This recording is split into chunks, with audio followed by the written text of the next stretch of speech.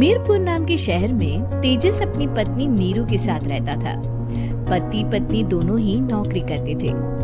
एक दिन तेजस गांव अपनी माँ के पास फोन करता है। हेलो, प्रणाम माँ। जीते रहो माँ, तुम दादी बनने वाली हो। अरे वाह, ठीक है बेटा, मैं कल ही आती हूँ। जब माँ जी शहर पहुँची तो बेटे बहू ने बहुत अच्छे से स्वागत किया। लीजिए माँ जी चाय। अरे गर्मा गर्म पकोड़े ले आओ माँ के लिए।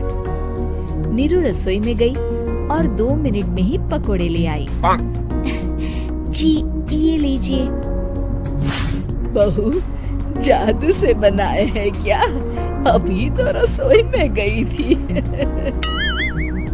यम्मी। माँ जी, शीला रसोई में पकोड़े तल रही है, मैं बस लेकर आई। हे भगवान, मेरा धर्म भ्रष्ट कर दिया तूने। अब तो गंगा जल से शुद्धिकरण करना होगा। दूसरे दिन, माँ जी मैंने नाश्ता बना दिया है, ऑफिस जा रही हूँ। पर अभी तो घर का सारा काम पड़ा है। शीला आती ही होगी, झाड़ू पोछा बर्तन कपड़े वो सब कर लेगी। हमारे जमाने में घर का सारा काम हम ही करते थे। जी माँ जी, आप बहुत होशियार हैं, मैं घर ऑफिस दोनों नहीं संभाल पाती। तो जरूरत क्या है घर से बाहर जाकर चाकरी करने की? वैसे भी घर का काम खुद करने से घर में बरकत आती है, समझी?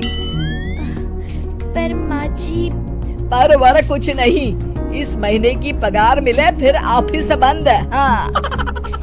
रात को नीरू तेजस से कहती है, सुनिए जी, माँ जी बोल रही थी कि मैं नौकरी छोड़ दूं।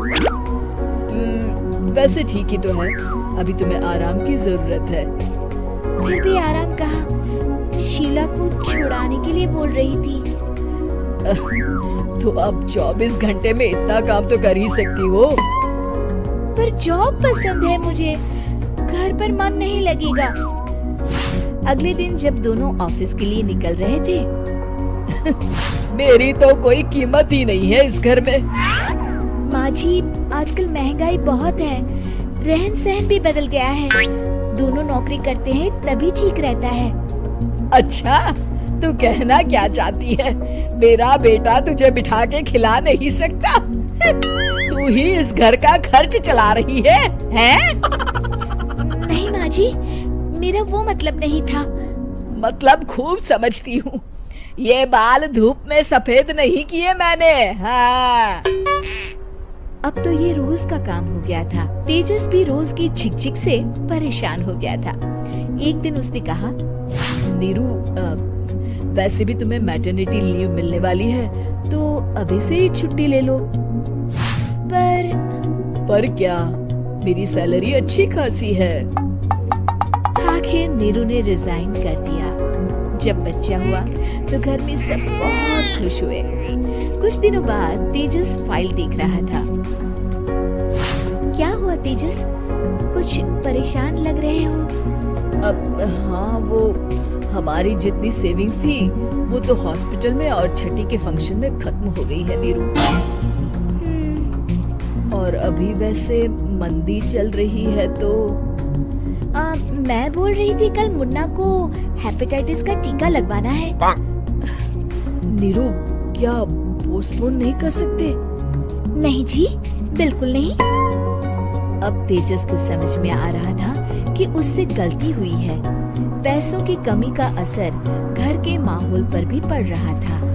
अगले दिन, बेटा मेरा चश्मा और ये दवाइयाँ ले आना, पर्चा देते हुए माँ जी ने कहा। जी।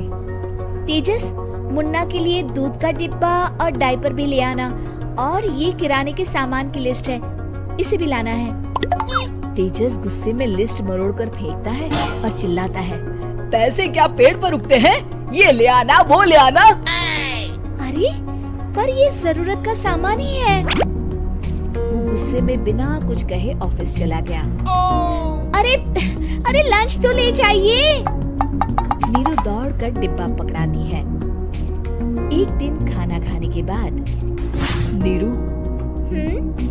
अब तो मुन्ना कुछ बड़ा हो गया, तो अब तुम वापस ज्वाइन कर लो ना जॉब।